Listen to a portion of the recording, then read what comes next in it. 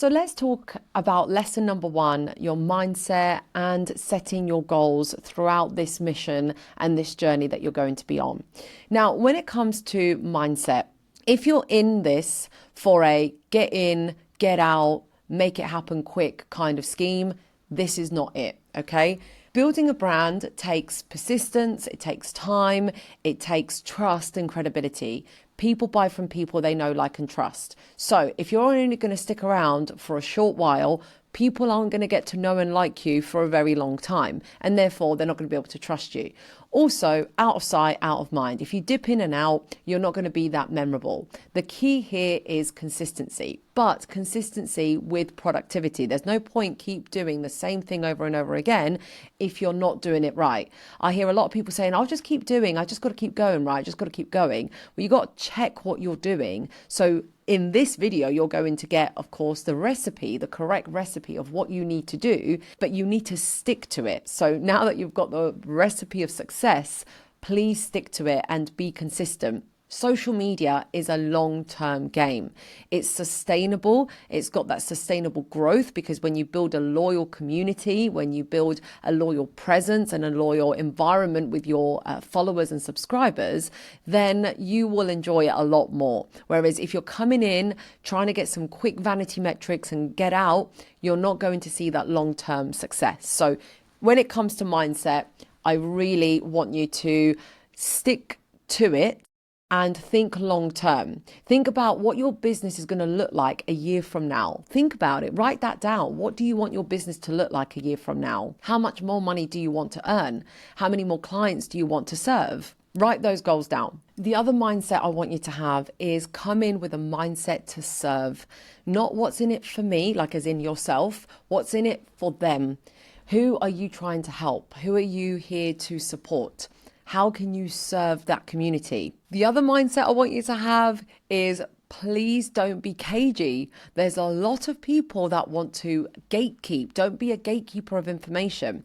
I get this a lot with financial advisors and mortgage brokers who say, but if I share everything I know, then people aren't going to use me. But it's not going to work if you come onto social media and say, do you want a house? Well, then call me today. Or do you want to get the best rates with your mortgage? Then call me today. You know, it's not an ad, okay? Even ads are not salesy. They are packed with emotion. They're packed with storytelling. So come in with that mindset to build a bond, to build a relationship with your following and your audience, not with a mindset of, are you going to be my next lead? These are the spammy McSpammy people in your inbox that basically connect with you and then they send you a spam sales pitch. You don't want to be that person. So again, we're going to go through that lesson today. But in terms of mindset, come into this with a mindset of building relationships. Come into this with a mindset of developing those conversations and turning those likes and followers into leads eventually. Don't come in thinking transactionally, if I post a video, how many leads am I going to get back? It's not like that. You don't go to a family barbecue, right, and say, hello everyone, I'm here and does anyone need a mortgage? Like, you wouldn't do that. So really enter this space as a space to connect with people, because that's what it is. At the end of the day, it's called social media. It is a media platform where you can be social. So however you behave offline, you need to bring that energy online and use your natural rapport building skills that you are definitely very good at and bring that to the social media scene. And I promise you, in terms of confidence, you're going to feel so much more comfortable. A lot of people think that social media is going to be about dancing online, and therefore you're thinking about confidence. You're like, oh no, she's going to make me do a video and start dancing. That's not my style, okay? Might have been in 2020 when, you know, TikTok came out and had nothing else left to do. So I started dancing because I'm a dancer anyway, so I love it.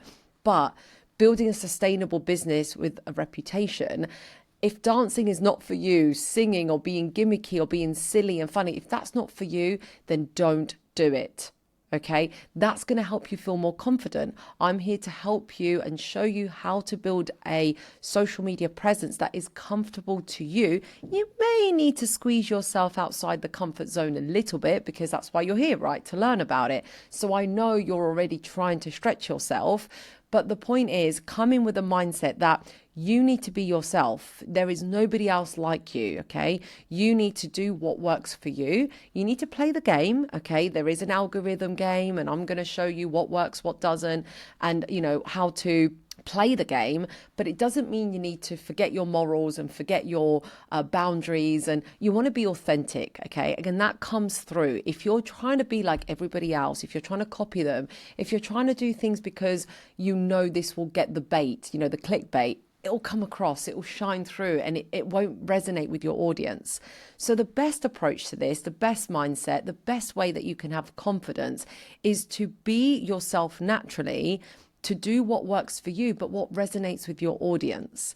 How can you be relatable with your audience? What can you post that is relatable to your audience, rather than posting what you think is going to go viral, what you think is for the famous?